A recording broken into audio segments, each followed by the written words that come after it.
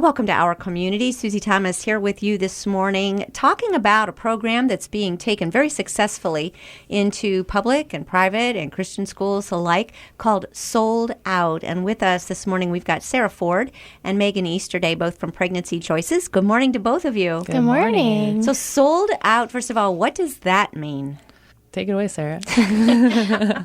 I think the idea behind the name of Sold Out is that we're sold out. We want our students to be sold out for healthy relationships and eventually marriage in the future, not just lowering their standards to accept the status quo of what relationships kind of look like in our culture, but to expect the best.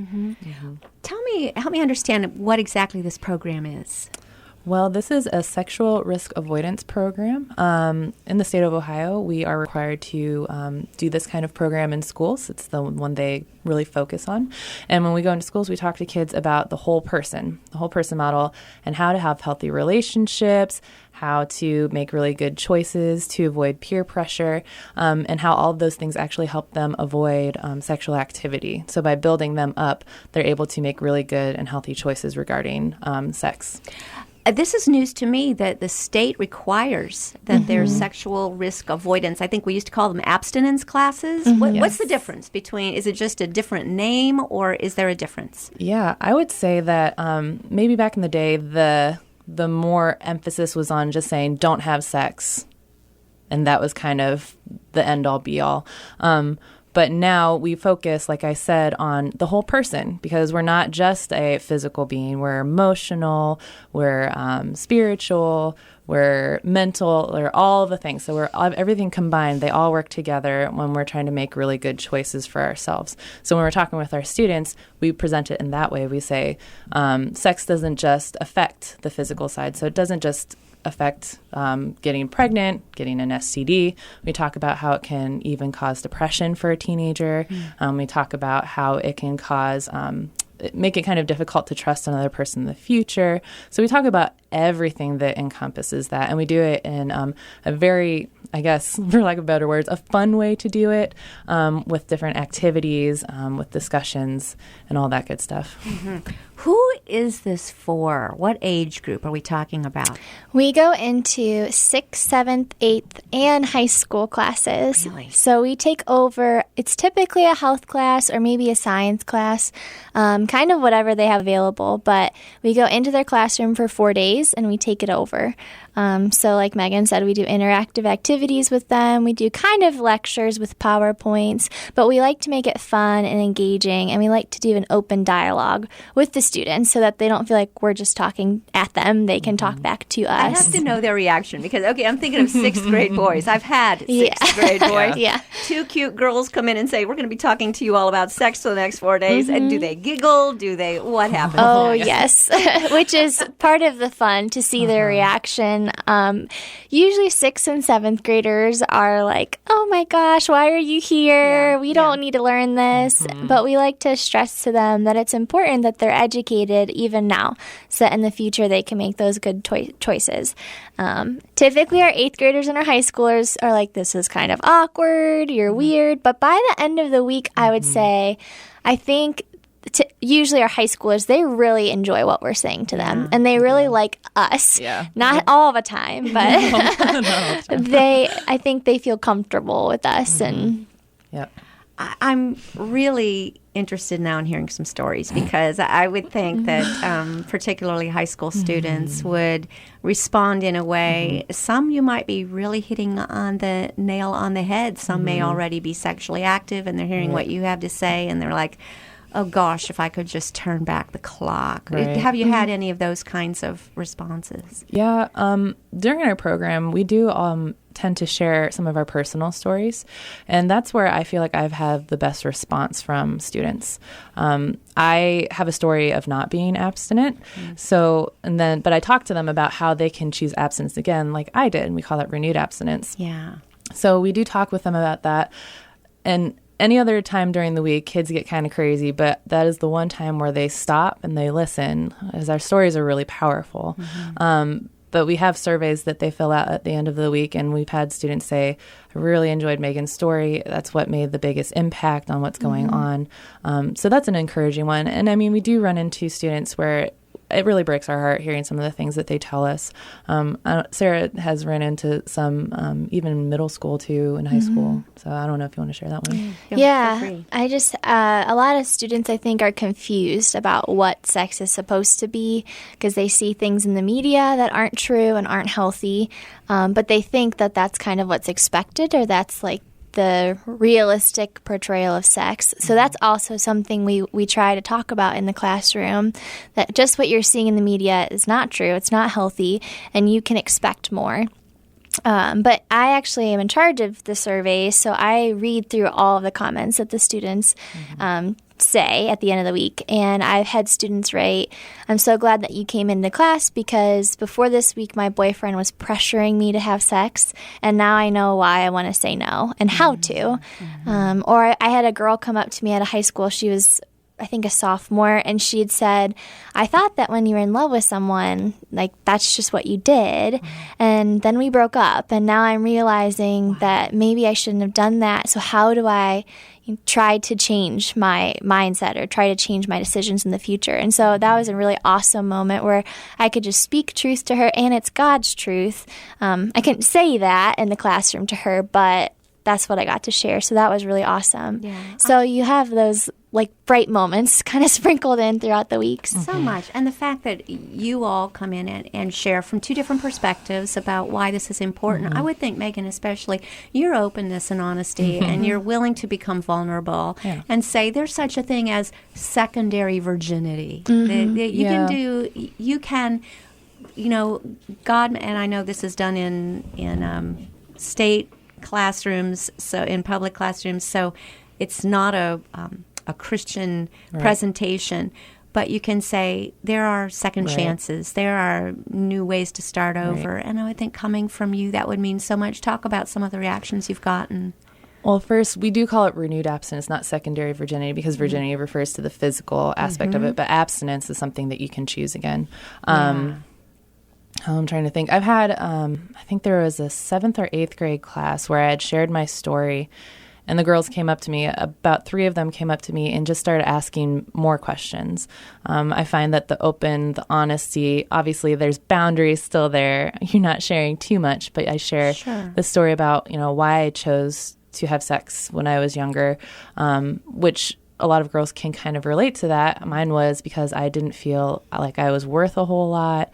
I grew up in a great family. My parents are wonderful, but because of what I was being told all around me, by the media, by my quote-unquote friends, I didn't feel like I was worth a whole lot. So I made that choice, and then it kind of got stuck in that cycle. So I explained that to the students that your worth is not tied to what someone can take from you, or you can give to somebody, because our worth is not based in that. And I can't say your worth is in Jesus because we're in the classroom, but I do say you have so many great qualities that you can offer that is not based on that physical aspect. And it kind of opens their eyes up to that. So back to the 3 girls, they come up and they're like, I'm just really encouraged that I don't feel like I have to go and have sex in order to feel like I'm worth something. So that was really great. Sometimes I come home very emotionally drained from the week because it's just heartbreaking hearing some of the stories. But I'm just really hoping that God continues to use, there's 3 of us in the schools right now. One of our gals is on maternity leave right now. This is why you should be abstinent, guys. It's okay. She's married, so it's fine. Anyway. Sorry. There's an object lesson for you. Yeah, exactly. Bring the baby with you. But, we're able to just share stories. We're able to just love them without, being overt about it. We're able to love them by speaking truth. Some people cannot wait to get out of high school. You intentionally put yourselves in that environment. Never thought I would be back. On a daily basis. Talk about the whole high school vibe environment of today. What do you find? Oh, man. It is so much harder than when I was in high school. In what ways? I think the peer pressure that students are getting, or just the expectations that people have of them, and students are just so vulnerable to that peer pressure and to giving into it and not understanding that their identity can be their own and that they have value and they can be respected even if they don't give in to peer pressure. You used to be able to go home from peer pressure and into a family, or into a home. Social media now follows you around. Peer pressure and bullying can follow you around. You want to address that a little bit? Oh, goodness. Well, first of all, I feel like we're so behind the times sometimes with the students. We constantly We're not that old. No, I'm almost 27, and I feel like I'm so much older than these kids because I have to look up what's popular now and all of that. So I tease the kids when we go and we're like, oh, when you become Facebook official, oh, wait. You guys don't use Facebook anymore, do you? It's Instagram. That kind of opens it up. Humor, But social media is quite a beast. It can be used for so many beneficial things, but these students, some of the apps that they're finding, they can actually hide. I mean, Snapchat is a prime example. Right. It can be it can be destructive for students because it's not like the photo goes away forever. So we do talk about kind of why we shouldn't be doing stuff like that. And there's other apps out there that students can hide stuff from their families. And then parents aren't really talking to them about why they shouldn't be using or how they should be using these social media tools, because there are tools. They're not just to be used for willy-nilly fun, whatever, all the time. Good point. This is another conversation parents should be having at dinner. Oh, absolutely. Let's talk social media, good uses, bad uses, not just, how do I do this? How do I help me set up a page? But really to be having some good conversations about it. And you bring up an excellent point. There's the trust thing. A young woman might trust a young man, and then there's pictures, and then they're everywhere. And you don't unring that bell. Right. How do you begin to address something like that with someone who's been so hurt by that? Oh, that is a tough one. And we hear about that a lot in our schools. This, a girl sending a picture to a guy or vice versa, and then everyone sees it, and girl doesn't want to come back to school because of it. I feel like you'd have to move. And then what difference does that make? Because it's still out there. Right. And I think it's a huge issue. And I really do think it starts with the parents at home talking to their kids about how it's safe to use your technology a certain way and how it's not safe. And also to talk to them really about their value, because I feel like most people are doing those kind of things because they're trying to seek attention and they're trying to feel love and they're trying to get value in the wrong places.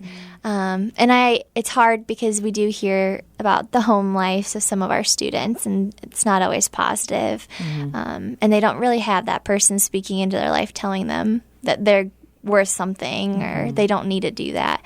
But really, I think those are the two main things, like how it's safe to use technology and you don't need to do that because you're worth more than that. And you mentioned media. Do the students say that media affects their self-image, or are we just guessing that? They say that. Yeah, we ask them that directly. Mostly, usually our high schoolers will just say, do you think the media influences the way you view sex or relationships? And they're like, oh, yeah. And then we talk about how in the media, when we see things, it's not a realistic portrayal. And you don't see the consequences of sex, really. I mean, occasionally there will be like a joke about maybe an STD or something, which is not something funny. But those are really the only two. They don't show the emotional consequences, which is really what sticks with you for the longest time and can really break a person. And so we try to help the students get a better understanding of how we should be viewing the media and maybe not watching certain things. But it's hard. It is hard. We bring it up in all of our grades. We do it, everything's age appropriate. So 6th, 7th, and 8th are all separate, and then high school is all together. So we bring the media, how the media really focuses our view on sex and relationships in each grade, because we know how prevalent that is. Especially today, 2016, the media, social media, all of it is being used, especially by those who are still in middle school and high school. So they have access to it all the time. And not just on TV at home. They're carrying it around with them all the right time, in their pocket. every day. We will have more with Sarah and Megan and Sold Out after these words. You're listening to Our Community.